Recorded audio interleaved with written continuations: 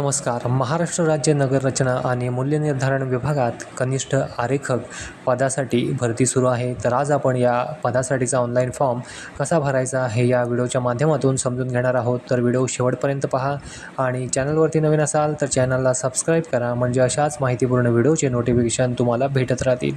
तर व्हिडिओला सुरुवात करू. वेबसाईटची लिंक डिस्क्रिप्शनमध्ये आहे, त्यावरती क्लिक करून तुम्ही ही वेबसाईट ओपन करू शकता. वेबसाईटवरती आल्यानंतर आपण नवीन रजिस्ट्रेशन करणार आहे, म्हणून रजिस्टर याच्यावरती क्लिक करून घ्यायचं.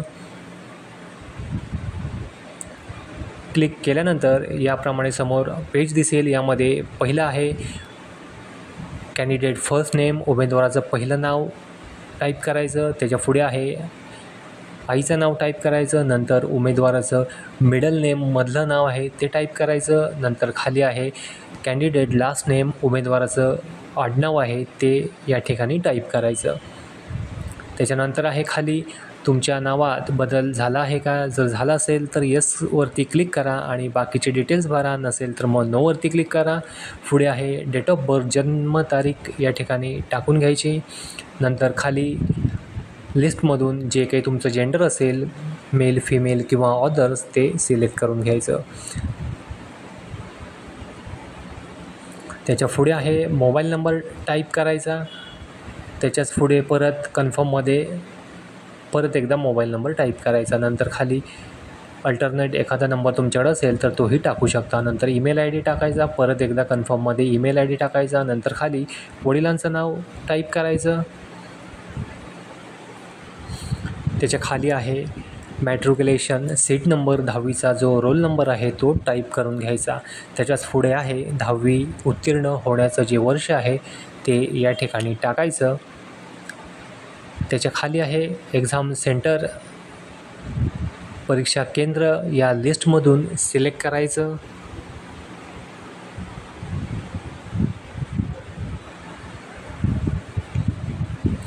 या ठिकाणी 3 परीक्षा केंद्र टाकून घ्यायची. त्याच्यानंतर या बॉक्समध्ये क्लिक करायचं आणि जनरेट OTP याच्यावरती क्लिक करून घ्यायचं.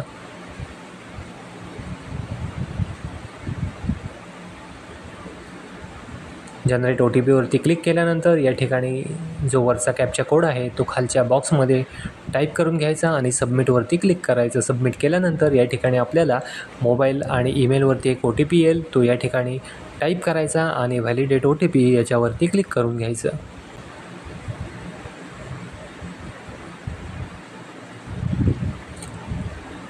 OTP हॅज बीन व्हॅलिडेट सक्सेसफुलीचा मेसेज आलेला आहे, तो क्लोज करायचा. त्याच्यानंतर खाली डिक्लेरेशन आहे, डिक्लेरेशन या ठिकाणी वाचायचं आणि आय ॲग्री याच्यावरती क्लिक करायचं.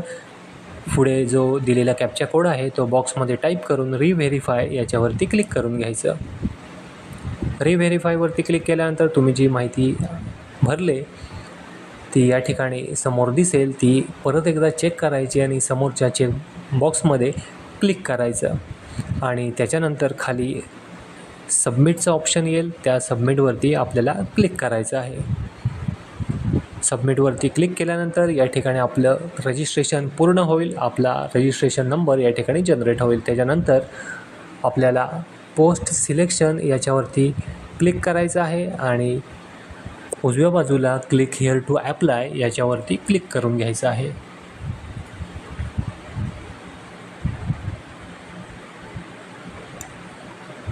आपल्याला समोर याप्रमाणे पेज दिसेल. पहिलं आहे ते आपण ज्या पदासाठी अप्लाय करणार आहे ते या लिस्टमधून सिलेक्ट करायचं. मी ज्युनियर ड्राफ्ट्समन या पदासाठी अप्लाय करणार आहे, म्हणून मी ते पद सिलेक्ट केलं आहे. त्याच्यानंतर मॅरिटल स्टेटस या लिस्टमधून सिलेक्ट करायचं. Married, unmarried, widower, divorce, judiciary separate जे काय असेल ते सिलेक्ट करून घ्यायचं.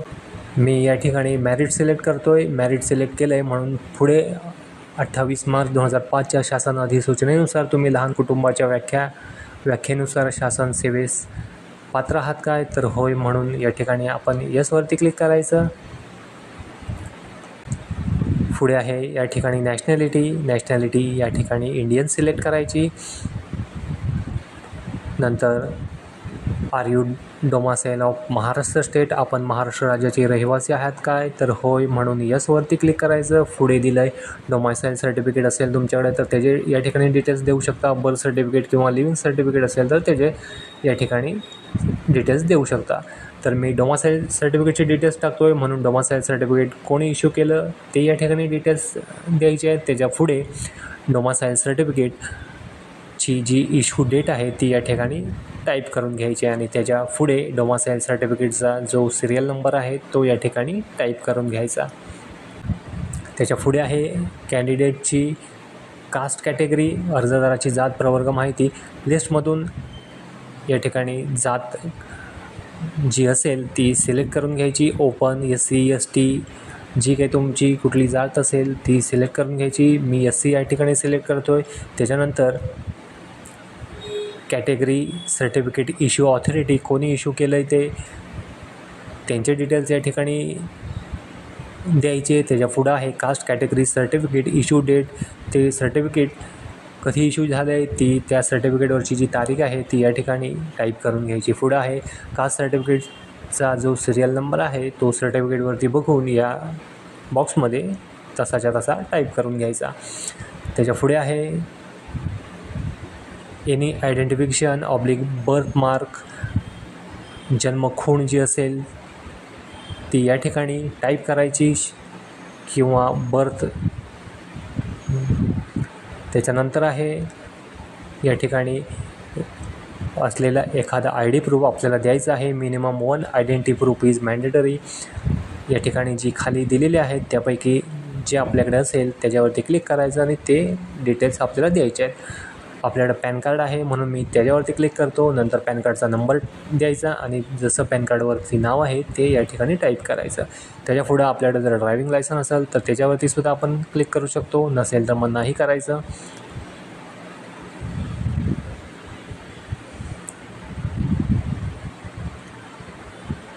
त्याच्यानंतर आहे आपल्याकडं मतदार ओळखपत्र आहे काय, तर माझ्याकडं आहे म्हणून मी त्याच्यावरती क्लिक करतो आणि या ठिकाणी माहिती भरून घेतो. नंतर बॉक्समध्ये क्लिक करून सेव्ह आणि नेक्स्टवरती क्लिक करून घ्यायचं.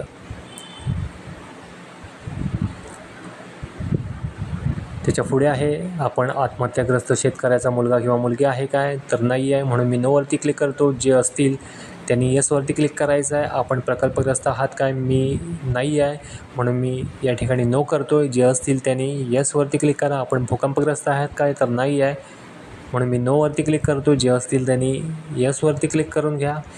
त्याच्या पुढे आहे आपण अंशकालीन कर्मचारी आहात काय, तर नाही आहे म्हणून मी नोवरती क्लिक करतो या ठिकाणी पण. नंतर आपण माजी सैनिक आहात का, तर नाही आहे म्हणून मी नो करतो. जे असतील त्याने यस हा ऑप्शनवरती क्लिक करा. तुम्ही दिव्यांग माजी सैनिक, शहीद माजी सैनिक, सेवेच्या कालावधीत जखमी किंवा शहीद यांचे पाल्य आहात काय, तर नाही म्हणून मी नोवरती क्लिक करतो.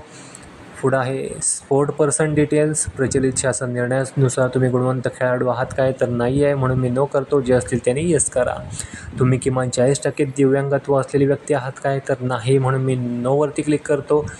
जे PWBD असतील त्यांनी यसवरती क्लिक करा आणि बाकीचे डिटेल्स भरून घ्या. तुमच्या विरुद्ध कधीही FIR किंवा फौजदारी खटला नोंदवला गेला आहे काय, तर नाही म्हणून मी नो करतो आहे. तुम्हाला कधीही कोणत्याही गुन्हेगारी प्रकरणात अटक किंवा ताब्यात घेण्यात आले आहे काय, तर नाही म्हणून या ठिकाणी सुद्धा मी नो करतो आहे.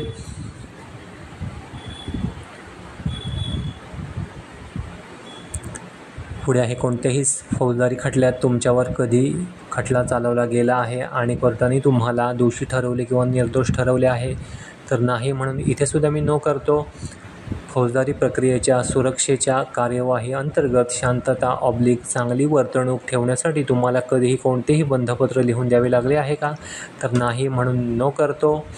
तुमच्यावर कधीही शाळा महाविद्यालय विद्यापीठाकडून कोणत्याही अनुचित वर्तणुकीबाबत किंवा कोणत्याही आरोपाबाबतीत कारवाई करण्यात आली आहे का, तर नाही म्हणून मी नो करतो. भारतातील कोणत्याही न्यायालयामध्ये तुमच्यावर फौजदारी कारवाई चालू आहे का, तर नाही म्हणून मी नोवरती क्लिक करतो.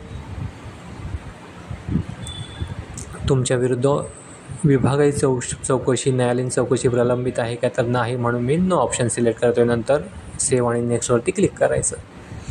त्याच्या पुढे या ठिकाणी पूर्ण पत्ता टाकून घ्यायचा. जर करस्पॉन्डन्स ॲड्रेस आणि परमनंट ॲड्रेस जर सेम असेल तर या ठिकाणी दिलेलं आहे is permanent address same as correspondence address, यावरती यसवरती आपल्याला क्लिक करायचं. नसेल तर मग नोवरती क्लिक करून सेपरेट तो टाकू शकता.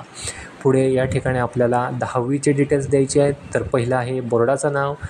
10वीला जे बोर्ड होतं ते या ठिकाणी सिलेक्ट करायचं. महाराष्ट्र स्टेट बोर्ड की जर दुसरं असेल तर मग any other equivalent board select करायचं. त्याच्यानंतर 10वीच्या स्कूलचं नाव या ठिकाणी येईल. त्याच्यानंतर पुढे आहे पर्सेंटेज, आपल्याला पर्सेंटेज होते म्हणून ते सिलेक्ट करायचं. त्याच्यानंतर 10वीला कितीपैकी किती मार्क होते ते या ठिकाणी टाईप करून घ्यायचं. पुढे पर्सेंटेज कॅल्क्युलेट होऊन येतील.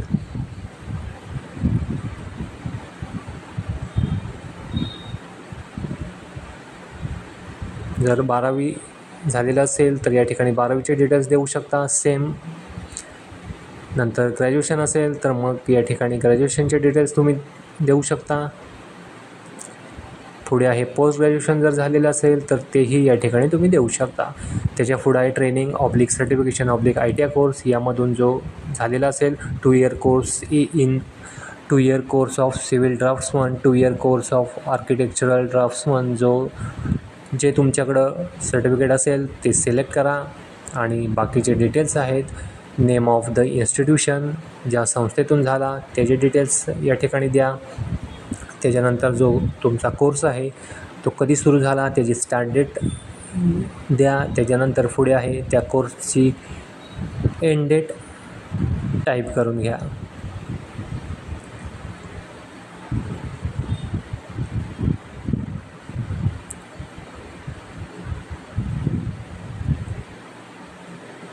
त्याच्या पुढे आहे टेक्निकल क्वालिफिकेशन. मग ऑटोकॅड झाला असेल तर तो सिलेक्ट करा.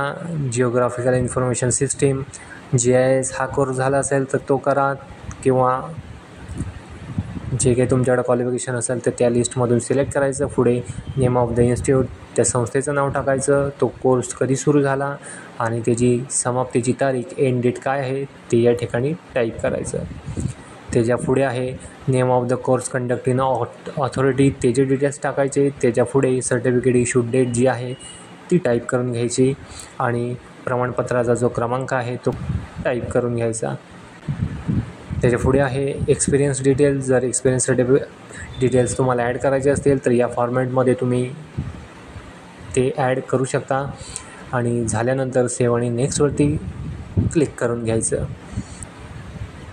पुढे आपल्याला या ठिकाणी डॉक्युमेंट अपलोड करायचे आहेत. पहिलं आहे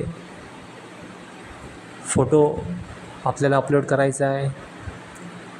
या ठिकाणी 2 फोटो अपलोड करायचे आहेत, एक कॅप्चर फोटोग्राफ आणि एक अपलोड फोटोग्राफ. अपलोड फोटोग्राफमध्ये आपल्याला स्कॅन केलेला फोटो आहे तो या ठिकाणी अपलोड करून घ्यायचा आहे. या ठिकाणी फोटोची साईज दिली 80 KB ते 200 KB आणि 200 DPIमध्ये फोटो ठेवायचा आहे. आणि डायमेन्शन फोटोचं आहे 3.5 सेंटीमीटर इंटू 4.5 सेंटीमीटर. फोटो आणि सही दिलेल्या साईजमध्ये कशी करायची त्या बाबतीत जर माहिती हवी असेल तर त्या बाबतीतला व्हिडिओ आपल्या चॅनलवरती आहे, तो जाऊन पहा. इथे आपण फोटो अपलोड करून घेतलेला आहे. त्याच्यानंतर विंडो क्लोज करायची. त्याच्या खाली आहे सिग्नेचर आपल्याला अपलोड करून घ्यायची आहे. सिग्नेचरची साईज आहे 80 KB ते 200 KB. ब्राउझरवरती क्लिक करायचं आणि सिग्नेचर या ठिकाणी अपलोड करून घ्यायची. मी या ठिकाणी सिग्नेचर अपलोड करून घेतलेली आहे. फाईल अपलोडेड सक्सेसफुलीचा मेसेज आला आहे. विंडो क्लोज करायची. याचप्रमाणे जे बाकीचे सर्टिफिकेट आहेत ती आपल्याला अपलोड करून घ्यायचं आहे. पहिलं आहे 10वीचं मार्कशीट किंवा सर्टिफिकेट असेल तर ते अपलोड करायचं. नंतर 12वीचे डिटेल्स टाकलेले असतील तर 12वीचं मार्कलिस्ट किंवा सर्टिफिकेट ते टाकून घ्यायचं. त्याच्या खाली आहे ग्रॅज्युएशन डिग्रीचे सर्टिफिकेट अपलोड करायचं. नंतर पोस्ट ग्रॅज्युएशनचे डिटेल्स जर टाकले असतील तर ते इथे अपलोड करून घ्यायचं. त्याच्या पुढे आहे डोमासाईल सर्टिफिकेट अपलोड करून घ्यायचं. नंतर एक्सपिरियन्स डिटेल्स भरले असतील तर एक्सपिरियन्सचं जे प्रमाणपत्र आहे ते या ठिकाणी टाकायचं. नंतर upload your training oblique certification, जे आपल्याकडं यापैकी कुठलं सर्टिफिकेट आहे ते या ठिकाणी अपलोड करायचं. नंतर सर्टिफिकेट आपल्याला अपलोड करायचं आहे. पुढे जर व्हॅलिडिटी सर्टिफिकेट असेल तर ते या ठिकाणी अपलोड करू शकता.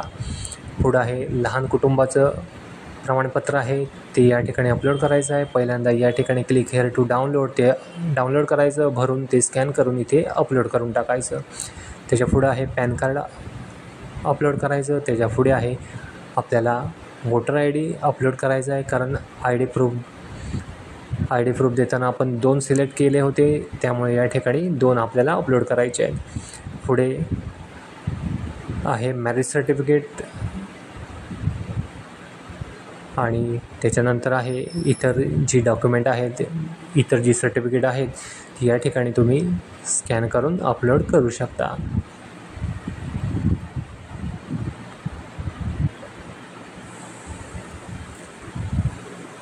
मी या ठिकाणी सर्व डॉक्युमेंट अपलोड करून घेतलेले आहेत. त्याच्यानंतर पेज स्क्रोल करायचं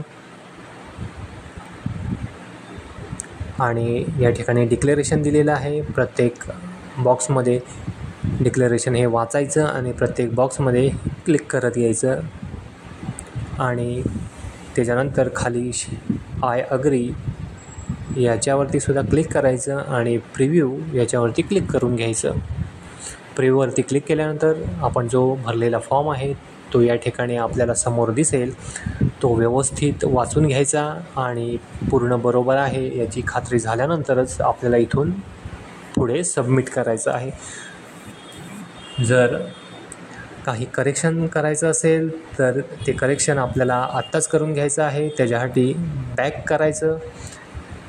बॅकवरती क्लिक केल्यानंतर आपल्याला ज्या माहितीमध्ये बदल करायचा आहे त्या माहितीमध्ये बदल करायचा आणि नंतर आपण फॉर्म सबमिट करायचा.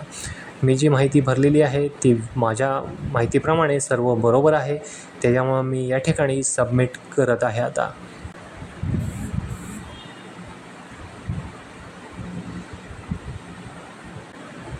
सबमिटवरती क्लिक केल्यानंतर पेमेंटसाठीची विंडो या ठिकाणी येईल. Debit card, credit card, net banking, UPI याच्या थ्रू तुम्ही ऑनलाईन पेमेंट करू शकता. मी UPIवरती क्लिक करतो. त्याच्यानंतर UPI QR याच्यावरती क्लिक करून पे नाव याच्यावरती क्लिक करून घेतो.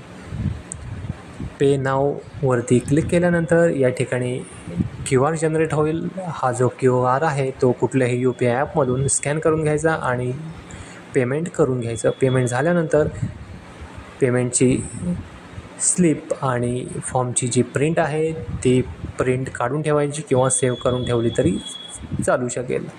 तर या व्हिडिओमध्ये इतकंच होतं. आशा करतो व्हिडिओ समजला असेल. व्हिडिओ समजला असेल तर व्हिडिओला लाईक करा, शेअर करा आणि आपल्या चॅनलला सबस्क्राईब करा. धन्यवाद.